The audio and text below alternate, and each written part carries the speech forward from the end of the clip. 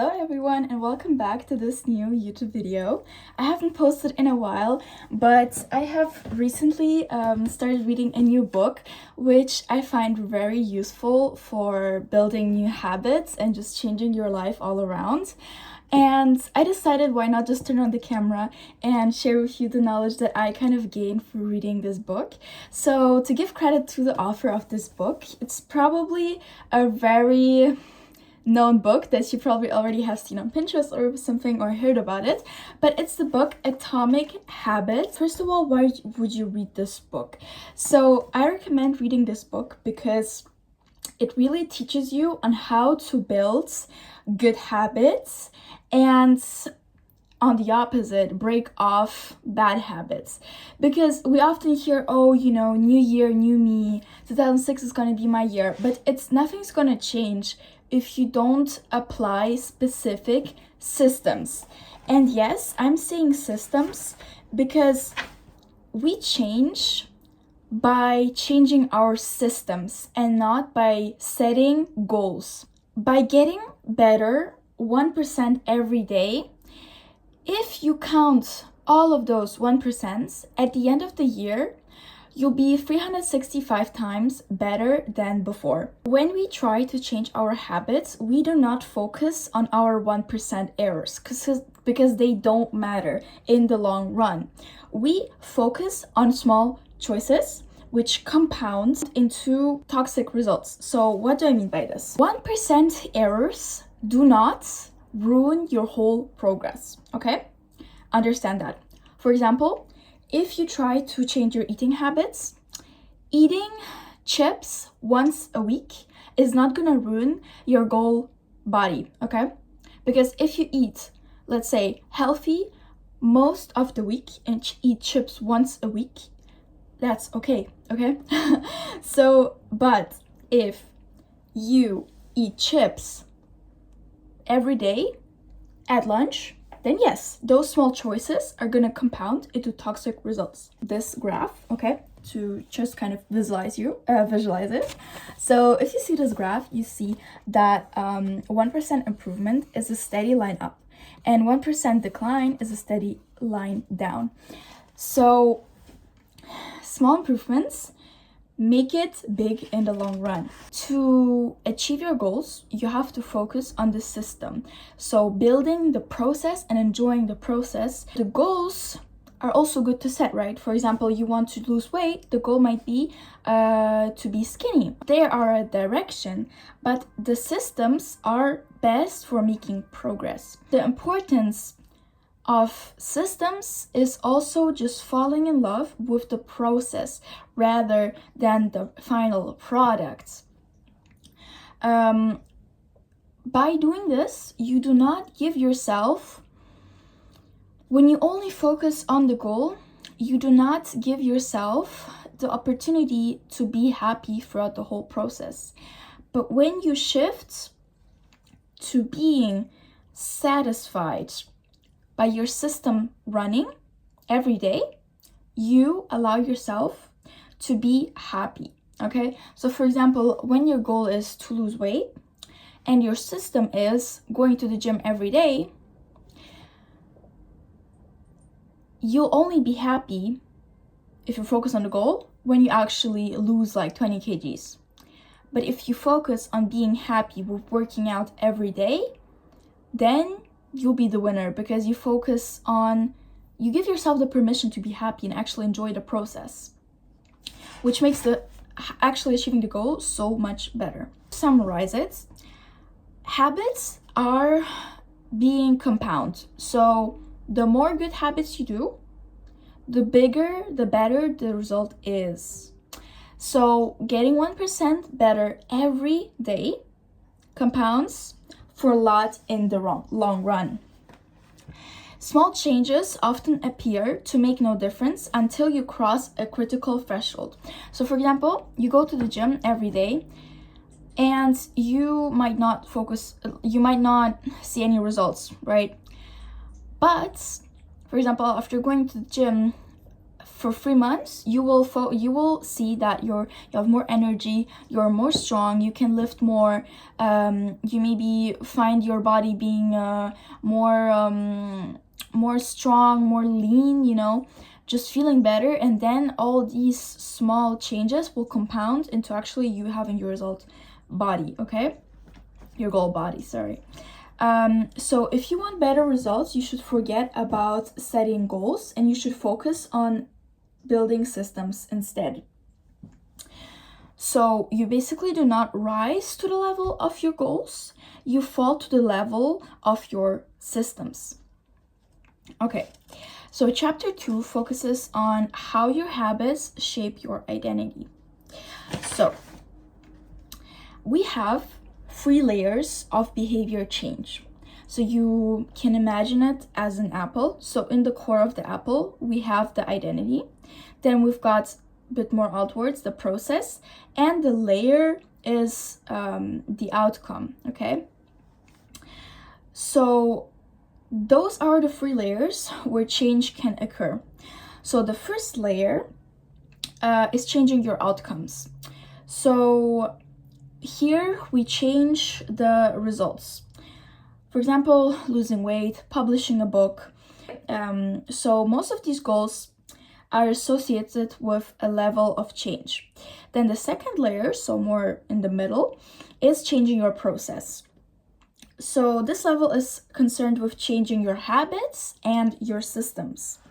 This is, for example, implementing a new routine, a new workout routine at the gym, decluttering your desk for better workflow, or developing a meditation practice. So most of these habits you build are associated with this level.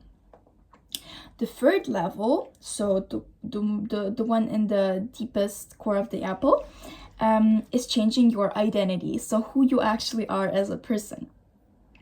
So this level is concerned with changing your beliefs. So what are your belief systems? What are the goals? What are the norms and the values you believe in? So your worldview, your self-image, and your judgments about yourself and others. So most of these beliefs, assumptions, and biases you hold are associated with this level. So outcomes are about what you get. So for example, being skinny. Processes are about what you do, so going to the gym every day. And identity is about what you believe in. Okay, so who do you think you are? So the problem here is the direction you're going to take in changing your habits. So most of the people focus on what they want to achieve. So for example, I want to be skinny. This leads us to outcome-based habits. So we do our habits because we focus on the end goal. But the alternative, which spoiler alert is better, is to build identity-based habits. So you are focusing on who you wish to become. So to recap, outcome-based habits would be I want to be skinny. Identity-based habit would be I want to be a person who works out regularly. Okay, so outcome-based habits are going from the outside to the inside. So we're going to change our outcomes, then we change our process, and then only we become the person we actually want to become. But the author says that the better method is outcome-based habits. So we focus first on changing who we believe we are, changing our process, and then at the end we achieve our outcome.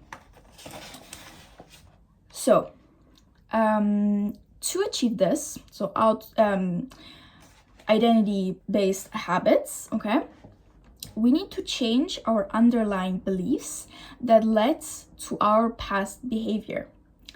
So you have a new goal and a new plan, but you haven't changed who you are. That's the problem. So you might say, okay, I want to lose weight and I'm going to do this workout plan every day.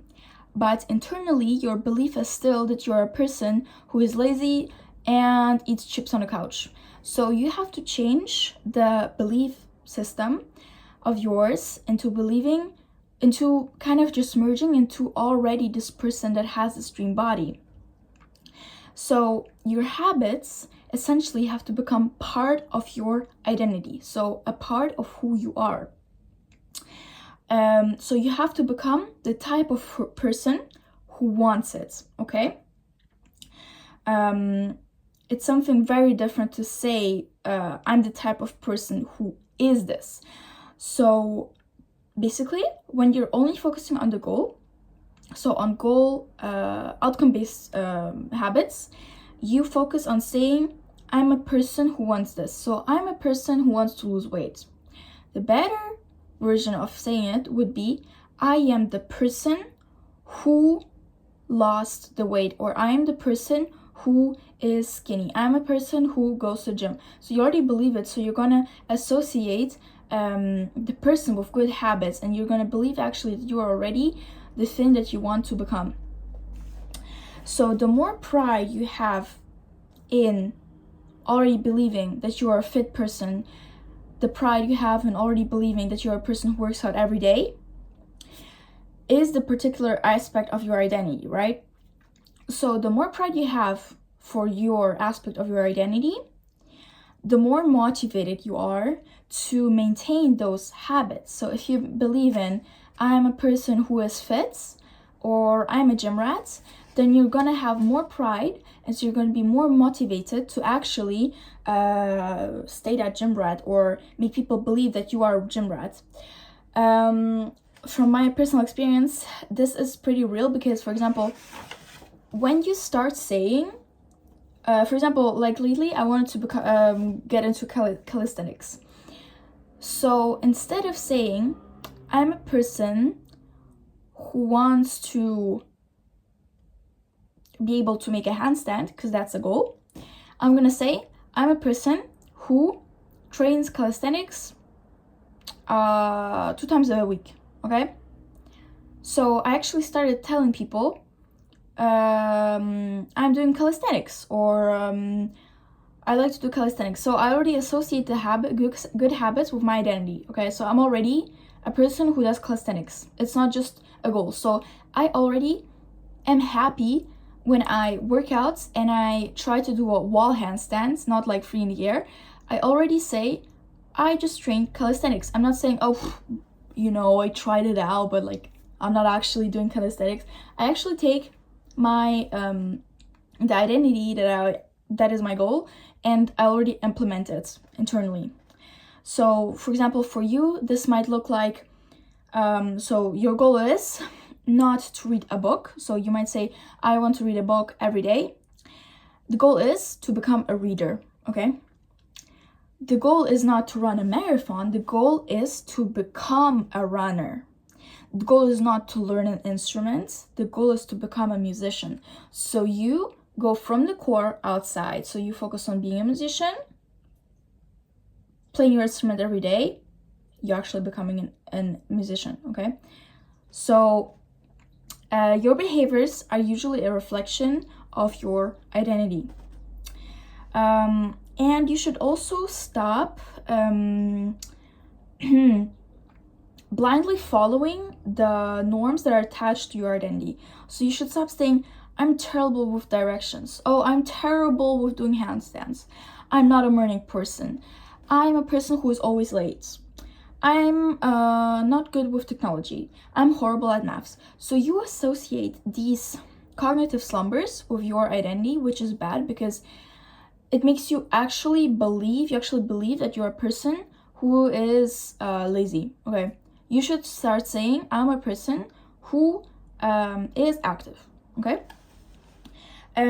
So when you repeat a story to yourself for years, you repeat to yourself, I'm a person who is always late, it is easy to accept it as a fact, okay? So there's the saying, the more you get told something, for example, by politicians, the more the population is going to believe in it, even if it's like a lie. So in time, you begin to resist certain actions because that's not who I am. So you're going to resist being on time because you're going to tell yourself, but wait, I'm a person who's always late, okay? So there's this internal pressure in you to maintain your self-image. So internally, you're going to try to resist being on time, because internally you believe that you're a person who's always late. That's the problem. So you behave in a way that is consistent with your beliefs. So you are always late because this is what you believe in. Okay. So you find whatever you find whatever way you can to avoid contradicting yourself. Okay. So it's already a lot to take in. But how to actually implement this? You can implement this right now. So I want you to decide the type of person you want to be. Okay, not become, the type of person you want to be. So, and then you're gonna prove it to yourself with small wins. So, for example, you're gonna ask yourself, what do I want to stand for? Okay, what are your principles and values? Okay, of the person you want to be. Who do you wish to become? So you're just gonna decide what type of values and beliefs does the person you want to become have. So you're gonna work backwards from the results to the identity that the person you want to be actually has. So you're gonna think, what type of person is it that has those results? So for example, you think of it like, so your goal might be, I want to become skinny. So you're gonna think to yourself, what type of person is skinny? A person who works out regularly, right? A person who eats healthy. So you might also ask yourself, who is the type of person that could get outcomes I want? Who is the type of person that could lose 40 pounds? So you're not focusing on losing 40 pounds, you're focusing on the person who actually would be able to lose the 40 pounds. Who is the type of person that could learn a new language? Who is the type of person that could run a successful startup? Okay. So for example, you ask yourself, who is the type of person who could write a book? Well, a person who is consistent and reliable. Okay. So you shift from outcome-based habits to identity-based habits. Okay. So for example, I am the type of manager who advocates for her employees. Okay. So you're gonna act, for example, if you want to lose weight, you're gonna act like a healthy person for long enough so that you would actually become a person who is healthy. Okay. So you actually need to know who you want to be. Okay. So to summarize this chapter, and we're going to end it at this, so I want you to listen to these last 5 points, okay? And then you can go. So, your identity emerges out of your habits, okay? It's not the identity, it's not the habits that emerge out of your identity, okay? So, every action is a vote for the type of person you want to become, okay?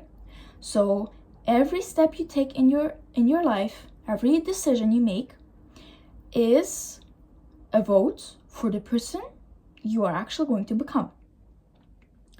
So becoming the best version of yourself requires you to continuously edit your beliefs, okay? So internal beliefs that are really firm, integrated into you. You need to continue changing those and improving them, okay? So they actually are in place with the person you want to become. So you need to also to upgrade and expand your identity, okay? So The real reason why habits matter, to make it short, is not because they can get you better results, okay? We don't apply good habits because we want to have amazing results, but because they can change the beliefs of yourself, okay? So this is the first and second chapter, kind of summarized by me. This is not all the information the writer gives in this book, but it's the first and second chapter. Let me know in the comments if you want to hear about the other chapters in this book. I think even if nobody is gonna give their vote for this, I'm still gonna make a video because I just want to recap it for myself. And yeah, I think it's an amazing book, and yeah, I hope you enjoyed this little recap, and I'll see you in the next one. Ciao ciao.